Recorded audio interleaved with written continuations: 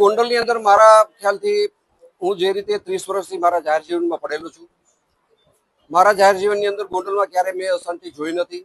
હાલની જો વર્તમાન સમયની વાત કરવામાં આવે તો ગોંડલની અંદર જે શાંતિ છે, જે શાંતિનો માહોલ છે, 18 આલમનો એક અવાજ છે, એ રીતે ગોંડલમાં મને ગુંડાગીરી જેવું કંઈ દેખાતું નથી. પણ મીડિયાના માધ્યમથી જે રીતે ગોંડલ ગામને બદનામ કરવામાં આવ્યું, ગોંડલ છે મિર્ઝાપુર છે, ગોંડલની અંદર ગુંડાગીરી છે, ગોંડલની અંદર પાટીદારોની જમીન પડાવી લેવામાં આવે છે.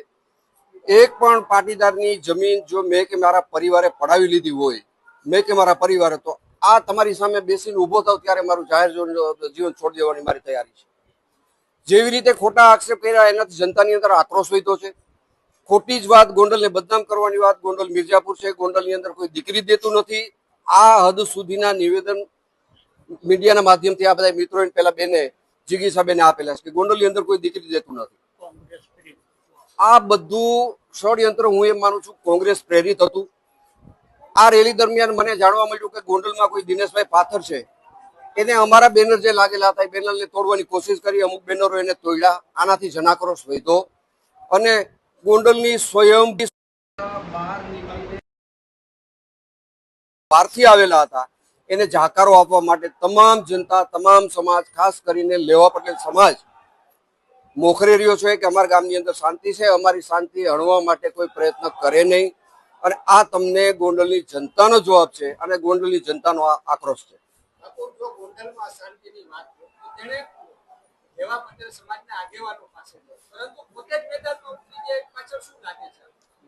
ગોંડલની અંદર જો પાટીદાર સમાજની વાત કરે તો ગોંડલનો પાટીદાર સમાજ કોણ છે એની વ્યાખ્યા પહેલા બહારથી આવેલા લોકોને સમજવી પડશે. ગોંડલની અંદર જાહેર જીવનની અંદર 50 વર્ષથી લોકોની વચ્ચે રહીને જેને આગેવાની સ્થાપિત કરી છે, આવા બધા જ લોકો મારી સાથે છે અને હાલ મારી સાથે મારા જાહેર જીવનમાં પોતે ખર્ચી નાખેલું છે. આ બધા ગોંડલની મૂડી છે, ગોંડલના કહેવાતા આગેવાનો છે. દાખલા તરીકે પરસોત્તમભાઈ વઘાસિયા, જેને પૂરી જિંદગી લોકસેવામાં અને જાહેર જીવનમાં પાસ કરી છે. એવી રીતે મગનભાઈ ગોણિયા, જે મારા પિતાશ્રીની ઉંમરના છે, એ બધા ગોંડલના કરતા હરતા ગોંડલ પાટીદાર સમાજના કહેવાતા આગેવાનો છે. આ બહારથી બની બેઠેલા કોઈ આગેવાનો ગોંડલ પાટીદાર સમાજના આગેવાનો નથી. ગણેશભાઈનું નામ એક ચેનલોમાં એ રીતે હાયલું છે કે ગણેશભાઈ એટલે ગુંડાગીરી, ગણેશભાઈ એટલે ગોંડલ. ભાઈ, ગણેશભાઈ ગોંડલ નામ સ્થાપિત મેં નથી કર્યું. એ ગોંડલની જનતા એને વાલથી ગણેશ ગોંડલ કહે છે અને ગોંડલ ગણેશ છે એ પોતાનો દીકરો ગોંડલની જનતા માને છે. આમાં મારે કઈ કહેવાનું રહેતું નથી.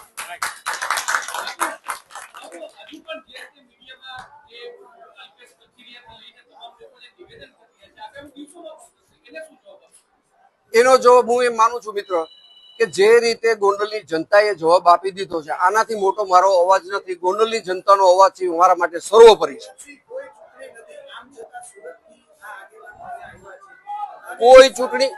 કોઈ ચૂંટણી નથી. એ પેલા એ લોકો અહીંનું પડ બાંધવા માટે આવ્યા છે. ક્યાંય પાટીદાર સમાજ મોટી સંખ્યામાં છે, પાટીદારોને ઉશ્કેરવાથી અમને ફાયદો થશે, અમારું રાજકારણ અહીંથી બનશે. પણ આ પાટીદાર આંદોલન વખતે જે નાપાસ થયેલા છે, પાસ તરીકે નાપાસ જે થયેલા છે, એ લોકો ગોંડલનું વાતાવરણ બગાડી રહ્યા છે.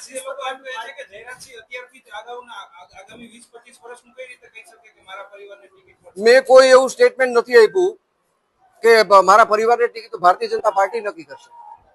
અને ભારતીય જનતા પાર્ટીની ટિકિટ નક્કી કરવાનો ભારતીય જનતા પાર્ટીની પાર્લામેન્ટરી બોર્ડનો અધિકાર છે, નહીં કે અલ્પેશ કથિરિયાનો.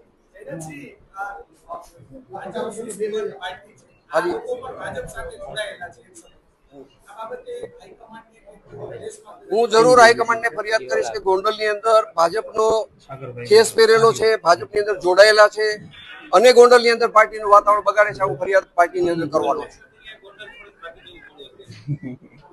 મને ખબર નથી.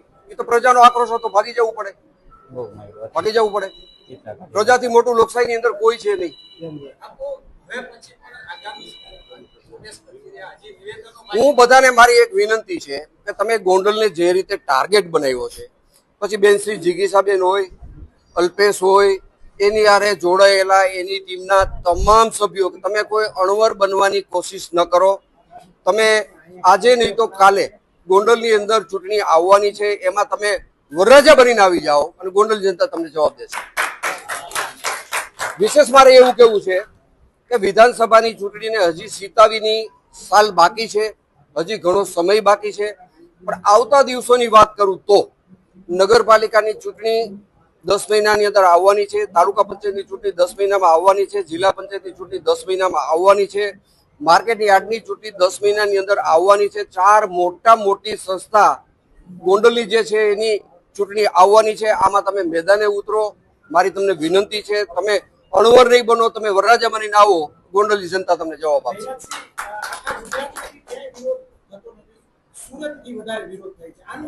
મને એ ખબર નથી પડતી. આમાં એક ભીખુદાનભાઈ ગઢવીનું મને કહેવત યાદ આવે છે કે એક મજાકની વાત છે. એક ભાઈ દવાખાને જાય છે એની આંગળી દુખે છે. એ આંગળી એના બધા શરીરે અડાડે છે, અહીંયા અડાડે છે, અહીંયા અડાડે છે, અહીંયા અડાડે છે. ડોક્ટર પાસે જાય છે. ડોક્ટરને એવું કહે છે, સાહેબ મને આખું શરીર દુખે છે. કે તમને શું અડવાથી શરીર દુખે છે? કે આ આંગળી હું આમ અડાડું છું ને મારા શરીરે, એટલે મને ત્યાં દુખે છે. તમારી આંગળી બતાવો. હકીકતે એની આંગળી પાકેલી હતી, એનું શરીર આખું પાકેલું નહોતું.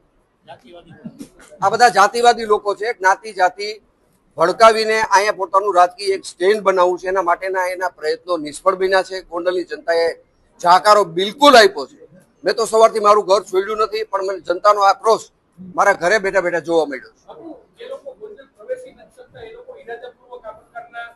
એને ગોંડલે ઉશ્કેરવું છે, ગોંડલે બદનામ કરવું છે. એનું પરિણામ એવું આવ્યું છે કે જનતા ઉશ્કેરાઈ ગઈ. એને ઉશ્કેરવો છે મને. મારો એવો સમય નથી. જનતા મારી સાથે છે અને જનતા ઉશ્કેરાઈ ગઈ છે. જનતા એમનો જવાબ આપ્યો છે.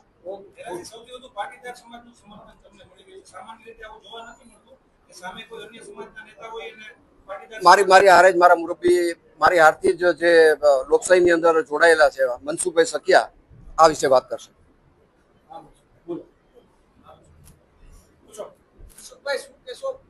પાટીદારના નામે જે રીતના એમ કહેવાય છે કે ગોંડલમાં પાટીદાર સુરક્ષિત નથી, તે નામે અલ્પેશ કથિરિયાને ગોંડલ શહેર એટલે તાલુકો વર્ષોથી જયરાજભાઈ, ગણેશભાઈ અને ગીતાબાના પરિવાર જીવનમાં ભારતીય જનતા પાર્ટીએ એની પર ભરોસો અને વિશ્વાસ મૂક્યો છે. સમજતો નથી મૂક્યો. કોંગ્રેસમાં અહીંયા ગયણા ગાંઠા વેઢે ગણાય એટલા માણસો નથી. આમ છતાં બહારના લોકોને, એની જ પાર્ટીના લોકોને હંગરતા નથી. ગોંડલ તાલુકાની અંદર લેવા પટેલ સમાજ મોટો છે, એટલે એને એમ છે છેટે પણ ઉપરવાળા કઈ નોંધ લે. આવા ભૂતકાળમાં અનેક નેતાઓએ અનુભવ કરી લીધા છે. જયરાજભાઈ અને એના પરિવારનો ગ્રાફ સતત ઊંચો રહ્યો છે. આ વખતની છેલ્લી 22 ચૂંટણીમાં 43,000 ઉપરાંતની લીડ આ ગોંડલ તાલુકાએ આપી છે.